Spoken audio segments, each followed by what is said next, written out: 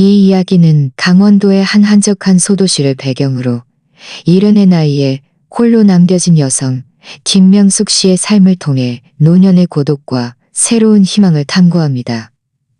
내 이름은 김명숙이다. 올해로 70이 되었다.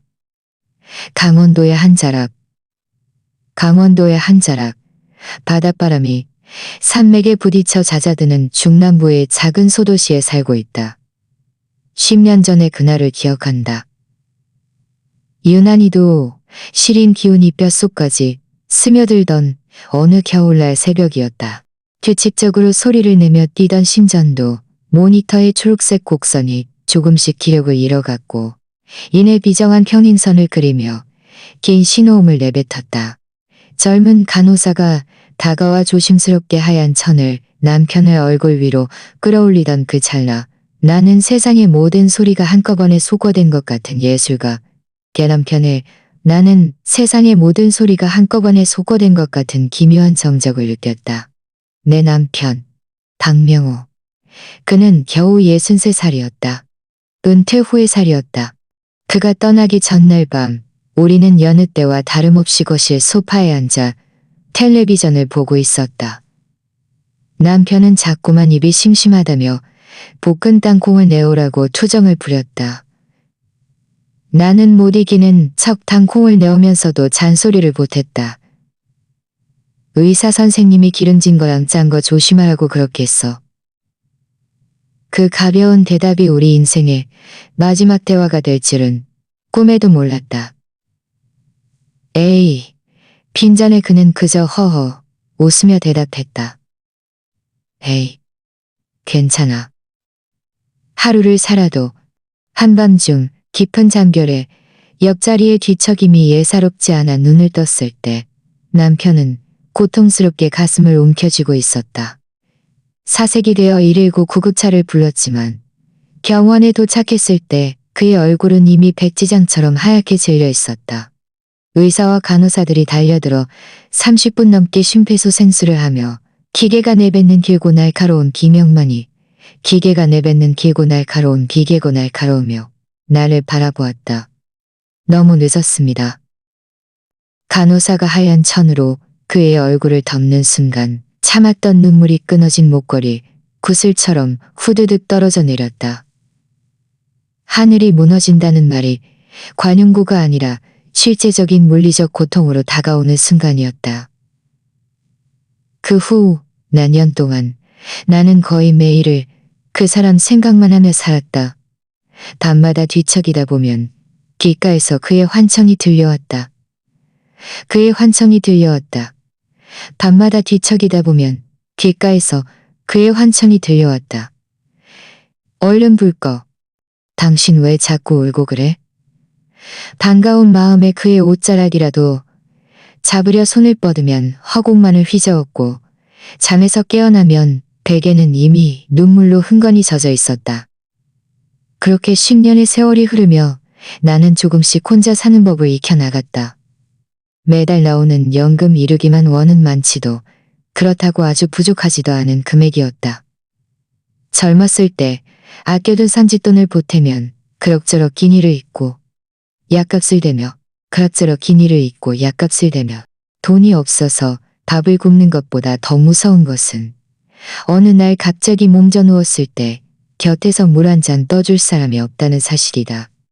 진정으로 사람을 떨게 만드는 것은 병원비가 아니라 아무도 나를 돌봐주지 않을 것이라는 예견된 고독이었다. 내가 사는 예견된 고독이었다. 내가 사는 이 작은 마을은 자전거를 타고 10분만 달리면 한 바퀴를 다 돌 수 있을 정도로 작고 평화롭다. 매일 새벽 5시 반이면 나는 어김없이 허리를 굽혀 물을 주다 땅에 떨어진 꽃잎 하나를 주워 손가락으로 문지르면 손끝에 금세 붉은 물이 배어든다. 그 붉은 빛을 보고 있으면 문득 달 지원이가 어릴 적 모습이 떠오른다. 고사리 같은 손으로 봉선화 꽃잎을 따오더니 내 손톱에 실로 꽁꽁 동여매고는 엄마, 나도 이제 립스틱 바른 것처럼 예쁘지? 라며 나도 이제 립스틱 바른 것처럼 예쁘지? 라며 따르르 웃던 그 아이. 이제 마당에 봉선하는 해마다 어김없이 피어나는데 그 꽃을 하는데 그 꽃을 한 끼마다 어김없이 피어나는데 다급하게 손을 뻗어 상비약통을 집어들었지만 손이 어찌나 떨리는지 뚜껑을 열 수가 없었다. 텅 빈 집안에는 시계추 소리만 요란했고 물 한 잔 건네줄 사람조차 없다는 사실이 뼈저리게 다가왔다. 그때 나는 처음으로 진실한 공포를 느꼈다. 만약 약병으로 진실한 공포를 느꼈다. 만약 약병을 열지 못하고 이대로 쓰러진다면 누군가 나를 발견할 때까지 얼마나 긴 시간이 흐를까. 아침 식사를 하러 동네 어귀의 단골 식당에 흐를까. 나는 그저 말없이 고개를 끄덕이며 콩나물국밥 한 그릇을 주문한다. 옆 테이블에는 노부부가 나란히 앉아 오늘 저녁엔 생선찌개를 끓일지 말지를 두고 다정하게 칠란이를 벌이고 있었다. 그 평범한 대화에 온기가 부러워 숟가락을 들었지만 입안의 밥알이 모래알처럼 따끄럽게 느껴져 도무지 삼켜지지 않았다. 시장은 늘 북적여지지 않았다. 주인 아주머니가 웃으며 언니, 오늘도 혼자 오셨네. 따뜻한 국물 좀 더 드릴까?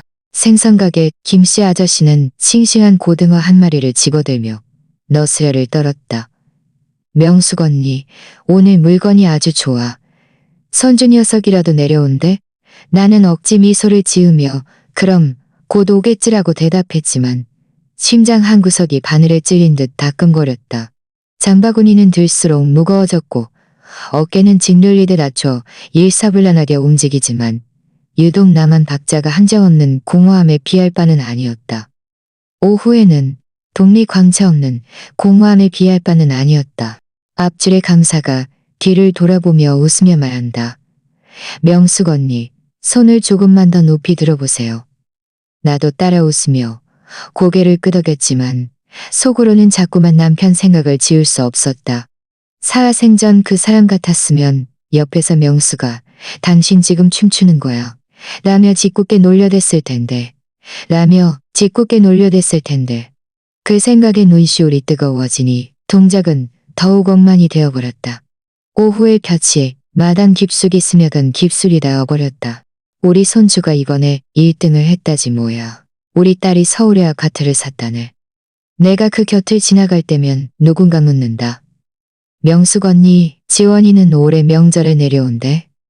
나는 또 한 번 억지 웃음을 지어 보이며 내려와야지. 그럼이라고 대답한다. 집으로 돌아와 대문을 닫는 순간 내 삶은 마치 겉만 말자와도 같았다. 집으로 돌아와 대문을 닫는 순간 라디오의 시끄러운 가락만이 텅 빈 방 안을 메운다. 북적이는 소리일수록 홀로 있는 방 안에서는 더 날카롭고 고독하고 나는 그저 이렇게 혼자 익숙해지면 그만인 줄 알았다. 하지만 그 평범해 보이던 겨울 아침의 예상치 못한 사고는 고독이 내가 생각했던 것보다 훨씬 더 잔인할 수 있다는 사실을 일깨워주었다. 그날은 유난히 새벽 공기가 차고 축축했다. 나는 여느 때처럼 장바구니를 챙겨 검기가 차고 축축했다. 시장으로 향했다. 생강어귀에는 장산장수들이 내뱉는 활기찬 외침이 뒤섞여 활기가 넘쳤다. 가방 지퍼가 열려 있었고 그 안에 있어야 할 지갑이 온데간데 없었다. 나는 그대로 얼어붙었다. 손에 들고 있던 채소 봉지를 떨어뜨릴 뻔했다. 주변은 사람들로 북적였지만 내 머릿속은 하얗게 질렸다. 소매치기를 당한 걸까? 아니면 내가 부주의해서 흘린 걸까? 소리를 질러야 할지, 도움을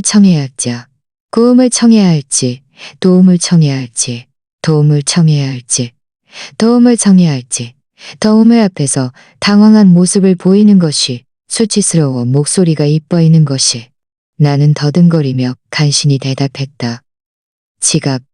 지갑이 없어졌어. 옆에 있던 김씨 아저씨가 무릎을 탁 치며 개탄했다. 아이고, 요즘 세상에 이 시장통에서 누가 그런 짓을. 언니, 일단 파출소부터 갑시다. 주변 상인들도 하나둘씩 모여들어 한마디씩 꺼들었다. 속은 이미 엉망진창이었다. 속은 이미 얼마나 들었어? 내 손바닥에는 식은 땀이 배어나왔다. 나는 애써는 땀이 배어나왔다. 지갑 속에는 현금뿐만 아니라 주민등록증, 건강보험증, 체크카드가 모두 들어있었다. 돈보다도 그 복잡한 카드들을 어떻게 다시 발급받아야 할지 생각하니 아득하기만 했다. 김씨 아저씨는 아들에게 가게를 맡기고는 내 팔을 잡아 끌었다. 가요, 언니. 신고부터 해야지. 반강제로 파출소에 끌려가면서 나는 아저씨에게 고마우면서도 한편으로는 남에게 폐를 끼치고 있다는 생각에 몸둘 몰랐다. 나는 딱딱한 플라스틱 의자에 앉아 당직 경찰관의 질문에 답했다. 언제 마지막으로 보셨나요? 주변에 의심스러운 사람이 있었습니까? 경찰의 질문에 나는 제대로 답할 수 있는 게 없었다. 그저 아침에 식당에서 콩나물국밥을 먹고 시장 아주머니랑 인사를 나눈 기억뿐이었다. 경찰관은 꼭 앞으로 매시고요. 나는 연신 고개를 끄덕였지만 마음은 기억뿐이었다. 경찰관은 조서를 작성하며 주민등록증은 동지부터 시키시고요. 이 모든 번거로운 일들을 이제 나 혼자서 해결해야 한다는 사실이 무겁게 어깨를 눌러왔다.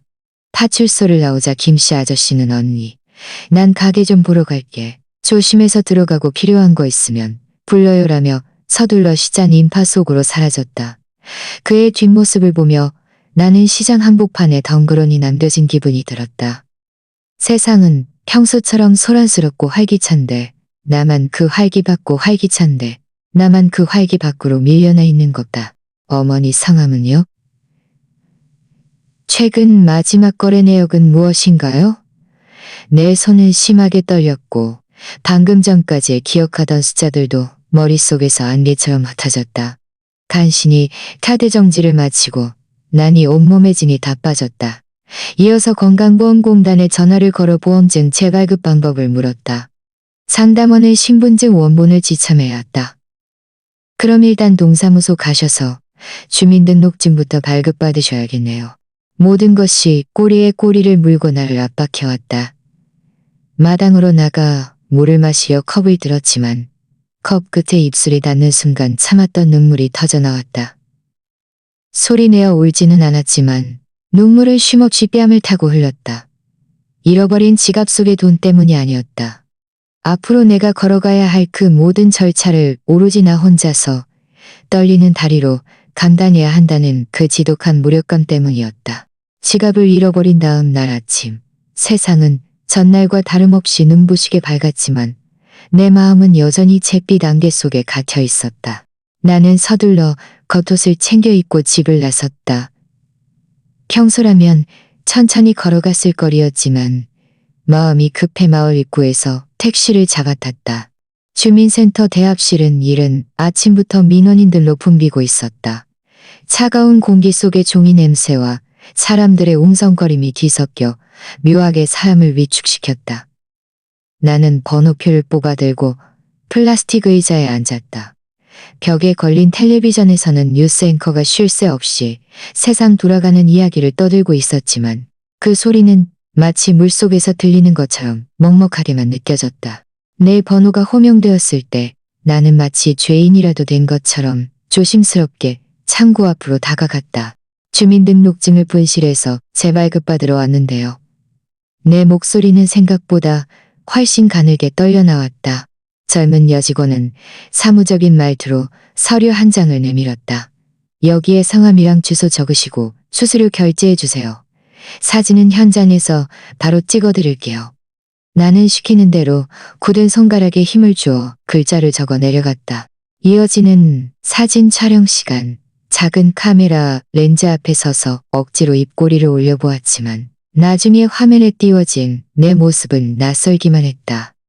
초췌하고 경직된 내가 알던 김명숙이 아닌 어느 늙고 고단한 여자가 나를 빤히 바라보고 있었다.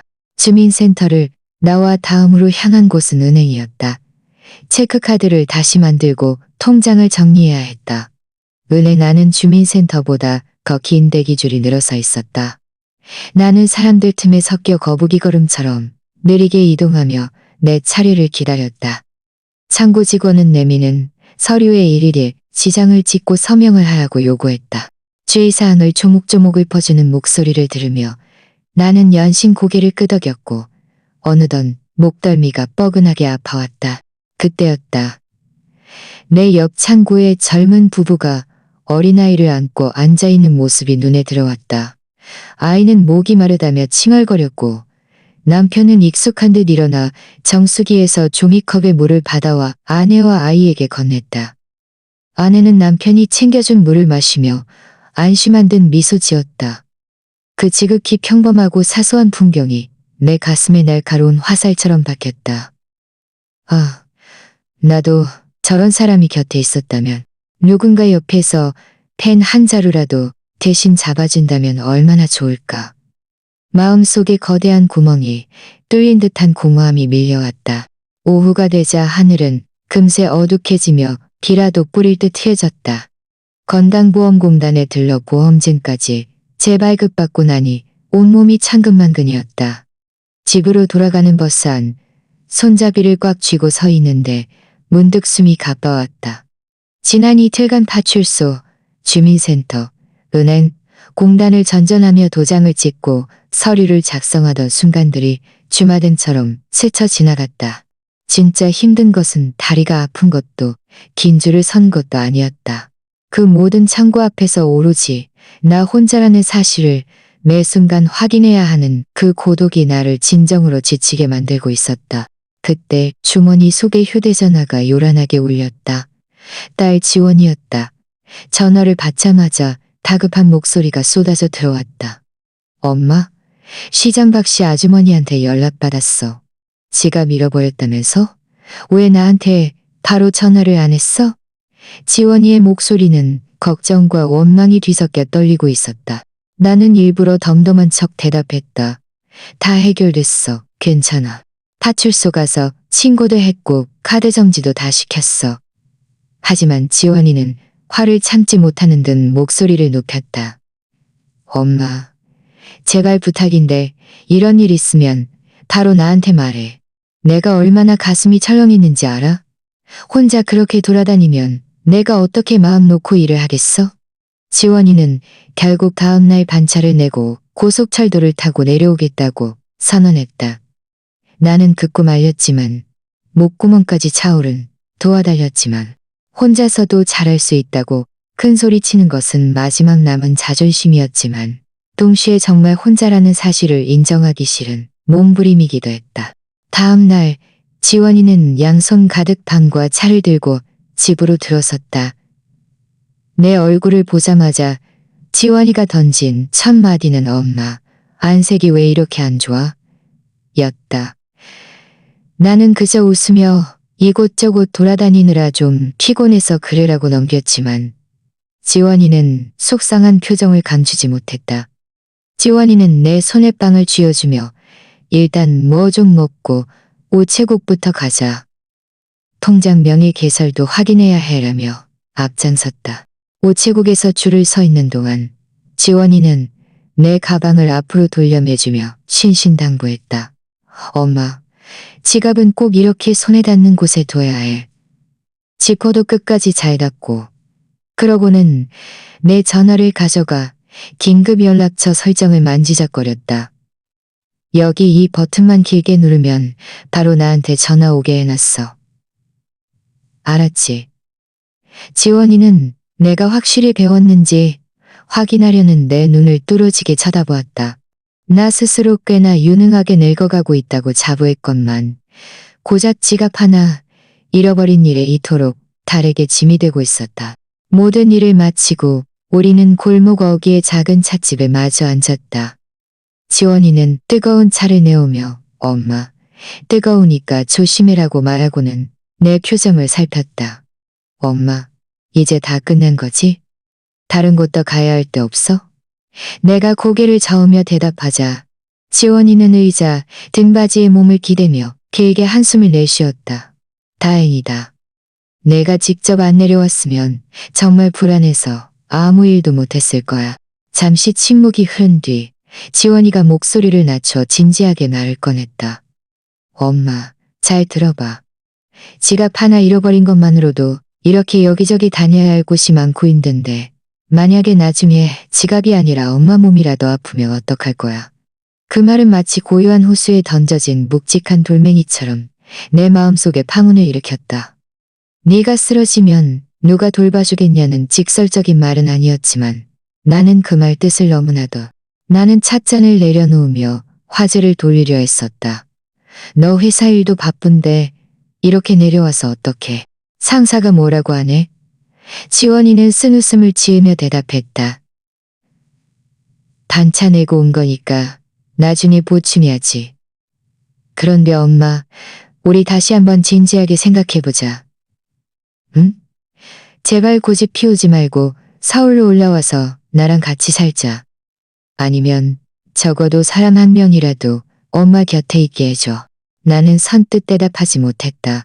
골목 밖에서 늘 라디오에서 흘러나오는 판소리 북소리가 둥둥거리며 활기차게 들려왔지만 그 소리는 두꺼운 벽 너머에서 들리는 것처럼 아득하기만 했다.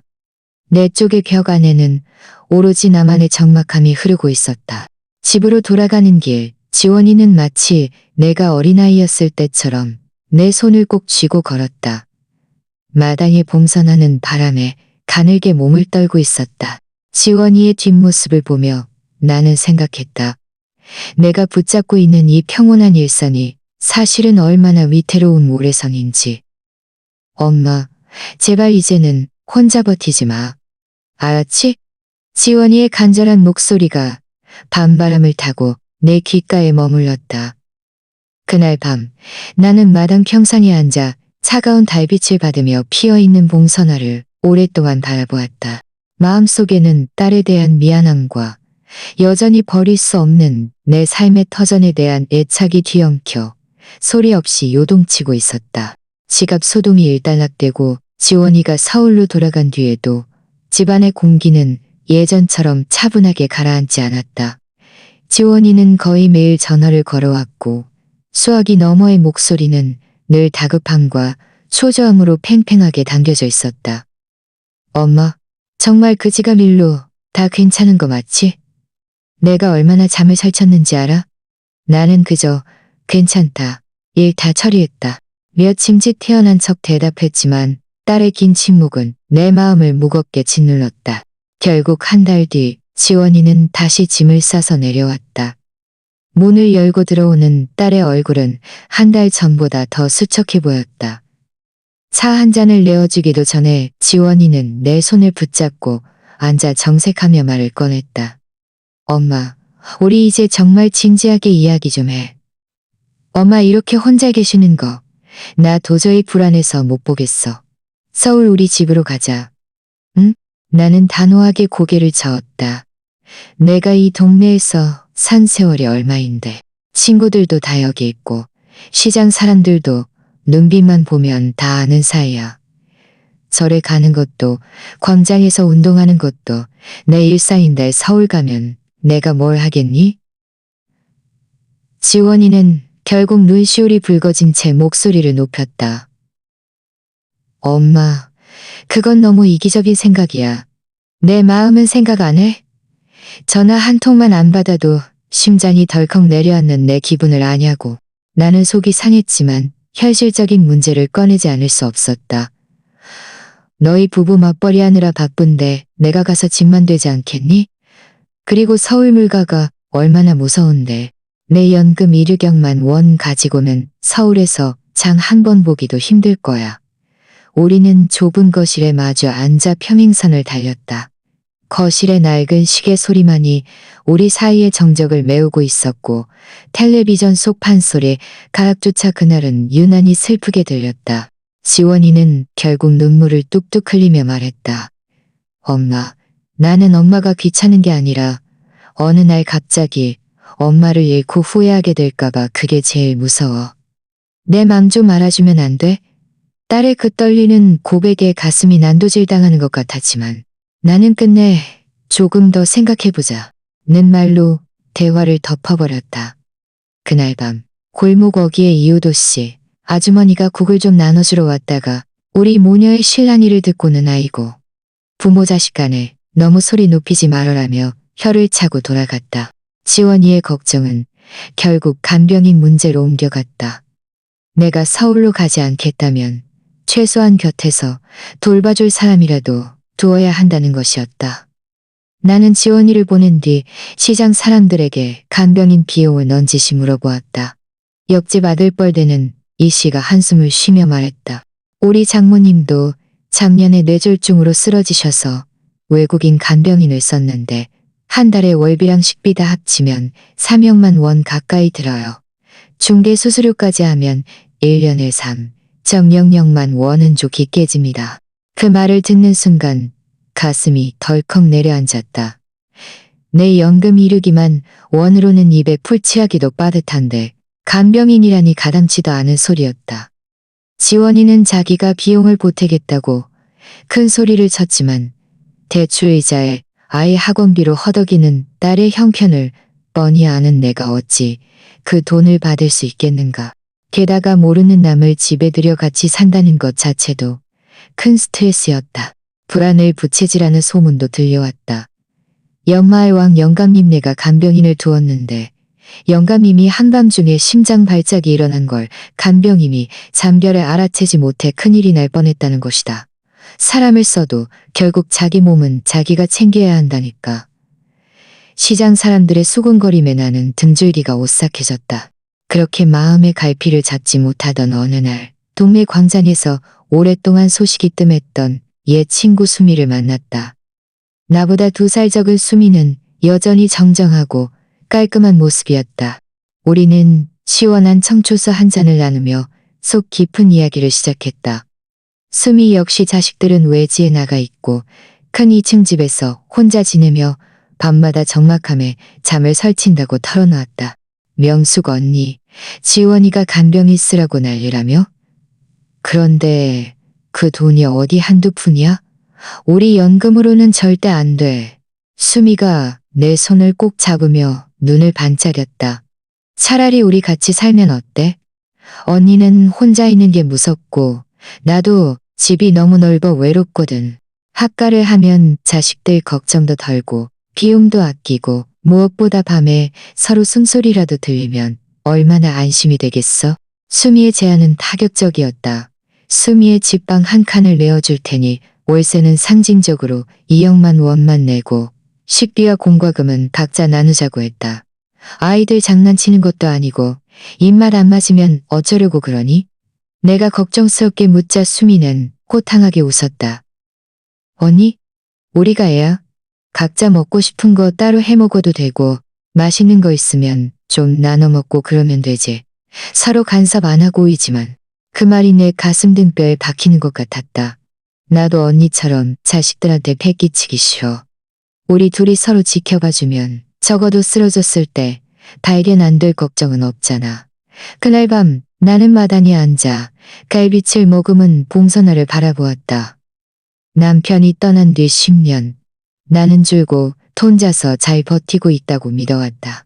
하지만 지갑 분실 사건과 딸의 눈물 그리고 수미의 제안을 겪으며 깨달았다. 수미의 집에서 보았던 그 빈 방은 내 마음속에 작은 등불 하나를 켠 것 같았다.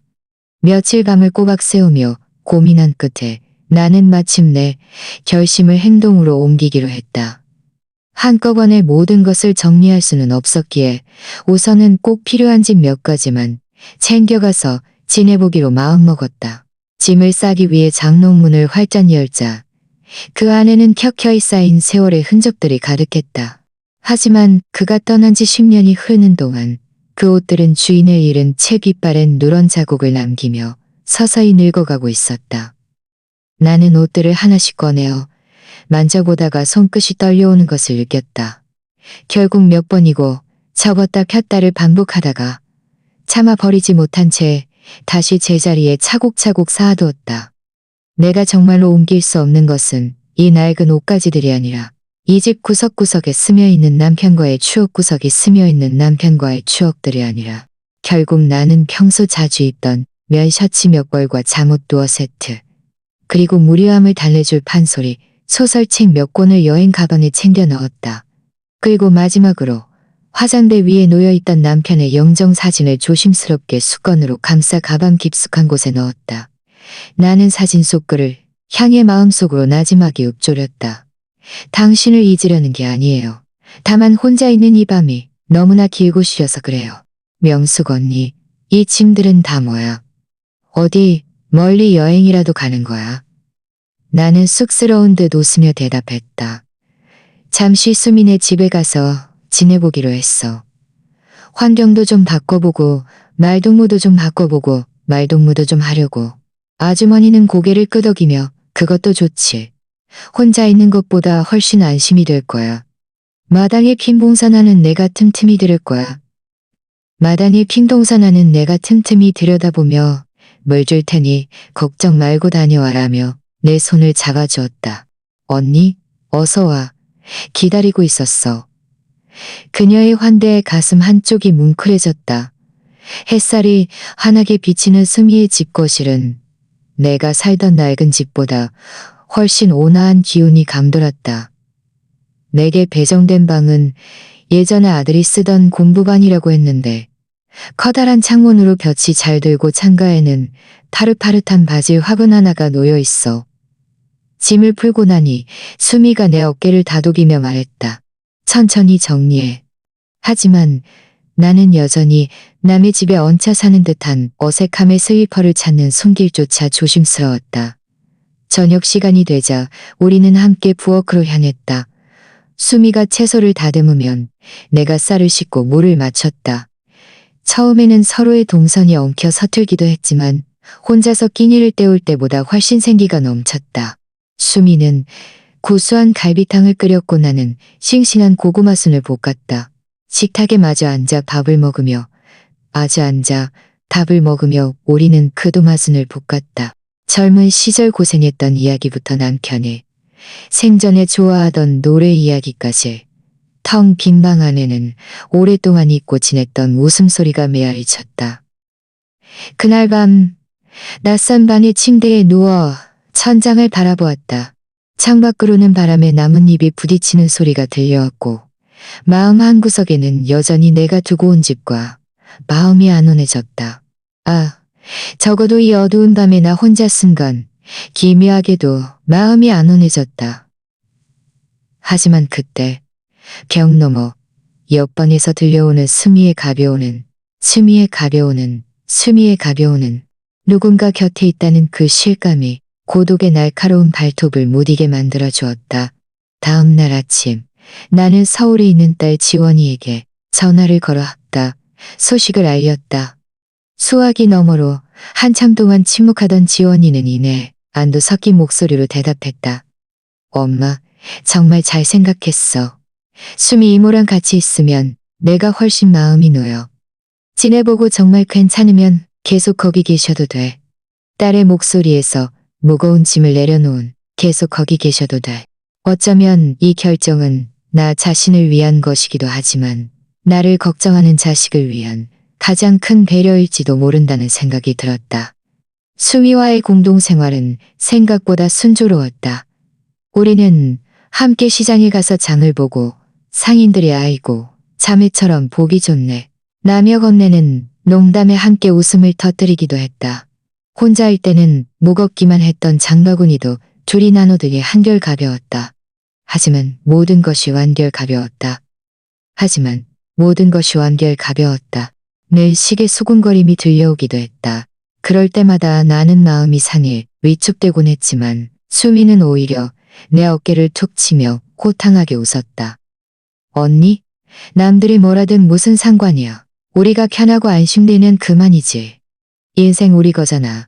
우리는 서로의 생활 방식을 존중하기 위해 노력했다. 수미는 오후에 공원 산책하는 것을 좋아했지만 서로의 입맛에 맞춰 조금씩 양보하며 식탁을 켜겼고 나는 집에서 조용히 뜨개질하는 것을 좋아했다. 가끔은 내가 세탁기 수도꼭지를 잠그지 않아 물을 낭비했다며 수미가 핀잔을 주기도 했고 그럴 때면 나도 모르게 서운한 감정이 올라오기도 했다. 하지만 우리는 그 감정을 가슴속에 쌓아두지 않고 그날 저녁 차 한 잔을 마시며 솔직하게 털어놓았다. 언니, 미안해. 내가 너무 예민했지? 아니야, 내가 깜빡했어. 앞으로 조심할게. 어느 날 저녁, 평화롭던 우리는 조금씩 서로의 삶에 스며들고 있었다. 옆방에서 수미가 아들과 전화하는 소리가 들려왔는데 평소와 달리 그녀의 목소리가 떨리고 있었다. 뭐? 집을 판다고?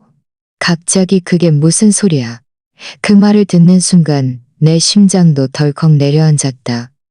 수미의 얼굴에는 담을 꼬박 세운 듯 거뭇한 다크서클이 내려앉았다. 수미는 한숨을 내쉬며 고개를 끄덕였다. 그녀는 평소처럼 시장에 가자고 했지만 나는 그녀의 눈치를 살피며 조심스럽게 물었다. 수미야, 어제 아드님이란 치를 살피며 조심스럽게 물었다. 급하게 자금이 필요해서 이 집을 처분해야 할 것 같대. 내 머릿속은 복잡해졌다. 집을 팔면 그럼 나는 어떻게 되는 거야? 수미는 내 손을 잡으며 미안해했다. 언니, 미안해. 정말 이렇게 될 줄은 몰랐어. 그래도 걱정 마. 집이 팔리더라도 내가 언니를 길바닥에 나앉게 하지는 않을 거야. 같이 다른 곳을 찾아보자. 수미는 나를 안심시키려 했었지만 내 마음속의 공포는 걷잡을 수 없이 커졌다. 불안한 마음에 딸 지원이에게 전화를 걸자 아니나 다를까 지원이는 불같이 화를 냈다. 엄마, 내가 뭐라 그랬어? 남의 집 살이가 이렇게 불안한 거라고 했잖아. 이제 어떡할 거야? 당장 짐 싸서 서울로 올라와. 딸의 비명 섞인 걱정에 내 눈물샘이 터져버렸다. 지원아, 나도 내 집에서 발 뻗고 편히 살고 싶어. 그런데 그게 말처럼 쉽지가 않구나. 그날 밤 나는 다시 짐을 싸야 할지도 모른다는 생각에 그날 밤 나는 다시 짐을 싸야 할지도 모른다는 생각은 겨우 찾은 줄 알았던 안식처가 모래성처럼 허물어져 가는 것을 지켜보며 나는 노년의 삶이 얼마나 위태로운 외줄타기인지 다시 한번 깨닫고 있었다. 수미 아들의 전화 한 통은 며칠 동안 우리 집안의 공기를 차갑게 얼려버렸습니다. 수미는 여전히 걱정 마라. 내가 아들을 잘 설득해보겠다고 호언장담했지만 그 목소리 끝엔 말로 다 못할 떨림이 배어 있었습니다. 나는 마당의 화분들을 바라보며 문득 깨달았습니다. 이곳이 아무리 따뜻하고 아늑해도 결국 나는 손님일 뿐이라는 사실을요. 집주인의 사정에 따라 내 삶의 터전이 한순간에 사라질 수 있다는 그 근원적인 불안함은 이른의 나이에도 여전히 나를 길 잃은 어린아이처럼 느끼게 했습니다. 밤마다 나는 텅 빈 천장을 바라보며 스스로에게 물었습니다. 만약 내일 당장 이 집이 팔린다면 나는 어디로 가야 하는가? 나는 그럴 때마다 손에 쥔 장바구니를 꽉 쥐었습니다. 나는 그럴 때마다 소도시의 소문은 바람보다 빨랐습니다. 명숙 언니는 이제 어떡한데? 명숙 언니는 이제 어떡한다며? 더 이상 남의 선의에만 내 남은 삶을 맡겨둘 수는 없었습니다. 결국 나는 수미를 앉혀놓고 진지하게 말을 꺼냈습니다. 수미야, 우리 아들딸 눈치 보지 말고 누구 명의도 아닌 우리만의 집을 찾아보자. 수미는 처음엔 당황한 듯 보였지만 이내 내 진심을 읽은 듯 보였지만 우리는 그 길로 읍내 부동산 중개소를 돌기 시작했습니다. 우리가 본 첫 번째 건물에 산다. 두 번째 방은 초등학교 근처의 주택이었는데 아이들의 웃음소리가 활기차긴 했지만 조용히 여생을 보내고 싶은 우리에겐 조금 소란스러웠습니다. 마침내 우리가 찾은 곳은 시장 골목에서 조금 떨어진 1층 작은 연립주택이었습니다. 현관문을 열자 은은한 나무 냄새가 났고 거실 창가로 오후에 나른한 새가 났고 거실 창가로 우리는 그 자리에서 길게 드리워져 있었습니다. 무엇보다 마음에 들었던 것은 현관 앞에 켜진 노란색 현관 앞에 켜집니다. 이른평생 누군가의 아내로 누군가의 어머니로 살아오며 남의 이름으로 된 집에서만 지냈던 내가 처음으로 내 의지로 내 안식처를 결정한 순간이었습니다. 도장을 찍는 손끝이 가늘게 떨렸지만 마음만은 그 어느 때보다 단단했습니다. 이사하던 날 나는 두고 왔던 봉선화 화분들을 새집 맛과 보글보글 끓인 된장찌개를 나누어 먹었습니다. 너희들도 이제 여기서 나랑 같이 뿌리 내리고 살자. 흙을 다독이는 내리고 살자. 비록 전보다 좁아진 공간이었지만 창밖으로 들려오는 이웃 아이들의 웃음소리와 텔레비전에서 흘러나오는 판소리가락이 집안을 따뜻하게 채웠습니다. 몇 달 뒤, 이번에는 수미가 갑작스러운 고혈압으로 병원에 입원하게 되었습니다. 나는 한 걸음에 달려가 수속을 돕고 밤새 그녀의 곁을 지키며 젖은 수건으로 얼굴을 닦아줬습니다. 수미는 내 손을 꼭 잡으며 명숙 언니, 정말 고마워. 우리가 함께 사는 이유는 단지 비용을 아끼기 위해서가 아니라 인생이 가장 어둡고 추운 밤에 서로의 체온을 나누기 위해서라는 것을요. 어느덧 겨울이 가고 다시 봄이 찾아왔습니다. 마당에 봉선화는 어느새 싹을 틔우고 새로운 계절을 준비하고 있습니다. 지원이는 예절을 준비하고 있습니다. 지원이는 이제 다 이사입니다. 머리카락은 하얗게 새고 걸음걸이는 조금다는 대신 주말마다 손주의 손을 잡고 우리들의 방문하여 차 한 잔의 여유를 작은 성을 방문하여 차. 내 곁에는 나만큼이나 나이든 하지만 누구보다 든든한 친구가 있고 우리가 함께 닫은 튼튼한 대문이 있기 때문입니다. 늙는다는 것은 많은 것을 잃어가는 과정이라고들 합니다. 하지만 그 상실의 틈을 무엇으로 채울지는 오로지 우리의 선택에 달려 있습니다. 나는 자식이나 돈이 아닌 내 스스로가 주체가 된 삶을 선택에 달려 있습니다. 이 작은 집에서 수미와 함께 나누는 소박한 저녁 식사, 그리고 내일 아침사. 이야기를 마치며 텅 빈 마당을 홀로 지키고 있을 전국의 수많은 명숙 씨들에게 말하고 싶습니다. 우리는 결코 혼자가 아닙니다. 용기를 내어 손을 내밀면 그 손을 잡아줄 누군가가 반드시 어딘가에 있을 것입니다. 제 이야기가 여러분의 마음 한구석에 작은 온기를 전했다면 좋겠습니다. 혹시 여러분도 저 깊고 따뜻한 사람 사는 이야기로 따뜻한 사람도 저처럼 혼자만의 밤이 길게 느껴진다면 주저하지 말고 여러분만의 봉선화를 찾아내고 여러분만의 봉선화를 찾아나셔